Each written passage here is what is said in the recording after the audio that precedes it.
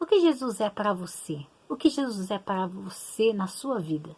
O que você tem? Qual é o tipo de pensamento que você tem a respeito de Jesus? Será que Jesus é só o Salvador do mundo?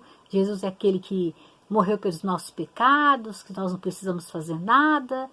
Qual é o pensamento que você tem a respeito de Jesus?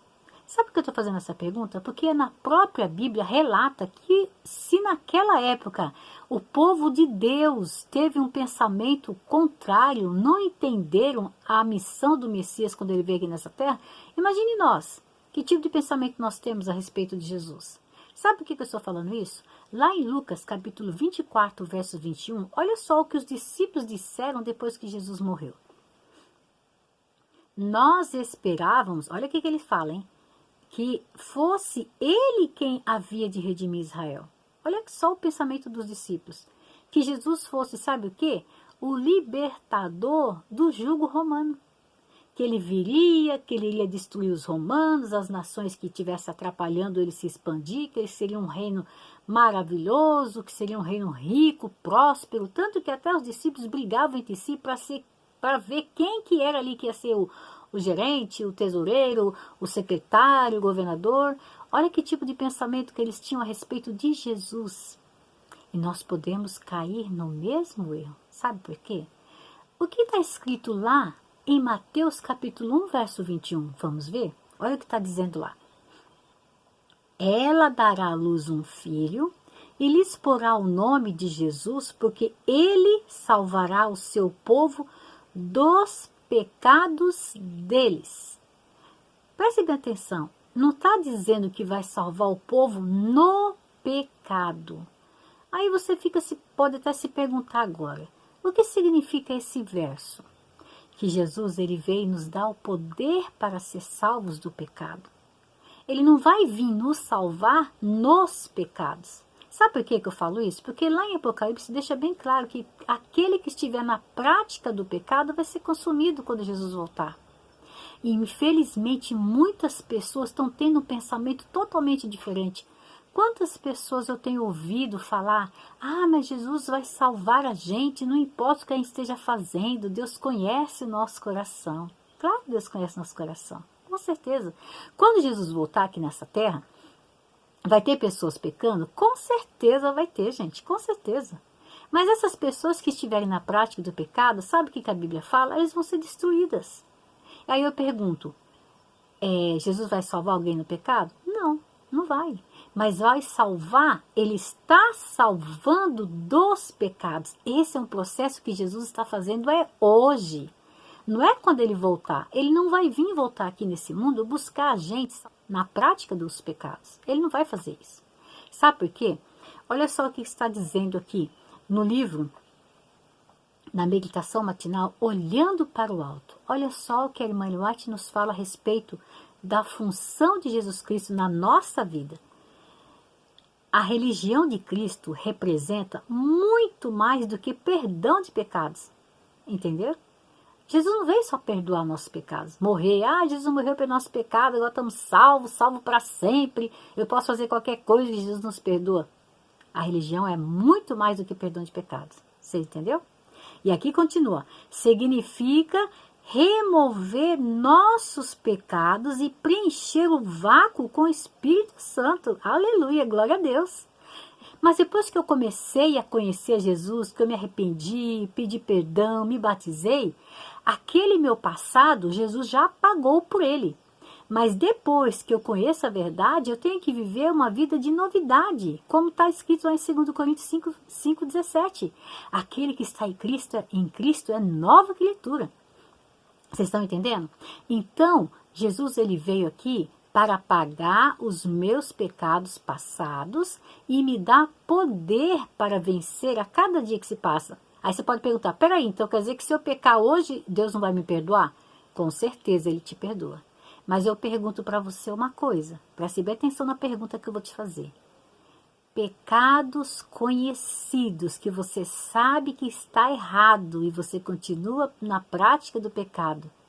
A Bíblia fala que já não resta sacrifício e nós estamos sacrificando Jesus Cristo.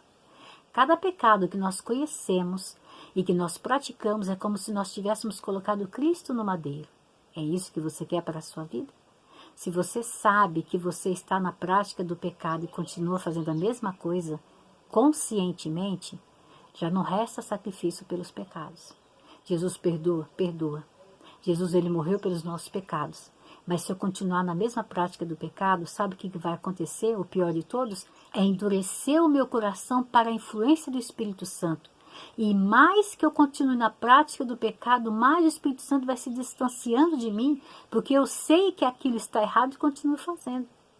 E aqui continua, olha só. Significa uma divina iluminação, regozijo em Deus, significa um coração esvaziado do eu e abençoado com a presença permanente de Cristo. Agora eu vou fazer uma pergunta. Cristo pode permanecer num coração, na vida de uma pessoa que vive na prática de pecados? Sendo que quando Jesus estava na cruz do Calvário ali, morrendo, a Bíblia deixa bem claro que àquele momento houve uma escuridão, uma trevas. Por que será? Porque Deus não permanece na presença de pecado. Jesus, ele sentiu o afastamento de Deus na vida dele quando ele estava carregando o pecado do mundo inteiro. E se nós estivermos com pecado, vai acontecer a mesma coisa quando Jesus voltar. É isso que vai acontecer, é isso que você quer? Você quer continuar na crença de que você vai continuar pecando até Jesus voltar? Porque ele vai te salvar na prática do pecado? Não, não vai, infelizmente não vai. E aí continua aqui, fala assim que significa um coração esvaziado do eu. Você sabe o que atrapalha muito a nossa comunhão com Deus? É o nosso eu. Sabe por quê? Eu gosto de certas coisas que quando eu sei que eu tenho que abandonar, fica mais fácil eu aceitar que Jesus veio morrer por todos os pecados e ele vai me levar do jeito que eu estou, do que eu renunciar àquilo que eu gosto. Eu prefiro acreditar no que as pessoas falam, que Jesus te ama, Jesus é maravilhoso, Jesus é divino, Jesus é isso, Jesus é aquilo. Não importa o que você faça, que Deus conhece o seu coração. Deus é lindo, Ele vai te salvar do jeito que você está. É mais fácil acreditar nisso do que você saber que você precisa, sabe fazer o quê? Viver uma vida de abnegação por amor a Jesus Cristo. O eu é difícil abandonar, você sabia disso? É difícil matar o eu, porque o eu gosta das coisas desse mundo. O eu gosta das coisas que esse mundão, que muitas das vezes até o inimigo está oferecendo e nós estamos abraçando o inimigo, às vezes até querendo, sabia disso? Porque tem coisas que nós sabemos que não é de Deus e nós mesmo assim estamos fazendo conscientemente.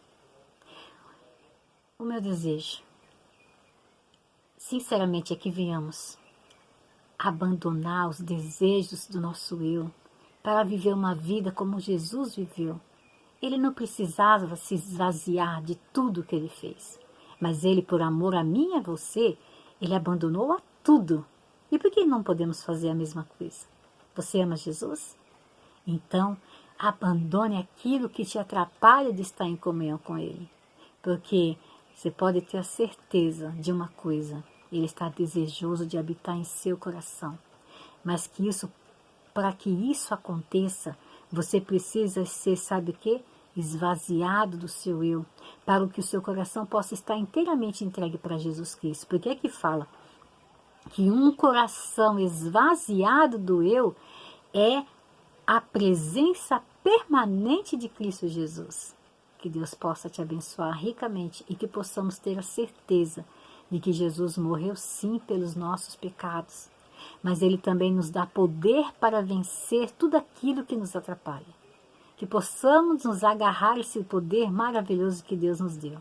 Esse é meu desejo e minha oração para você e para mim, em nome de Jesus. Amém.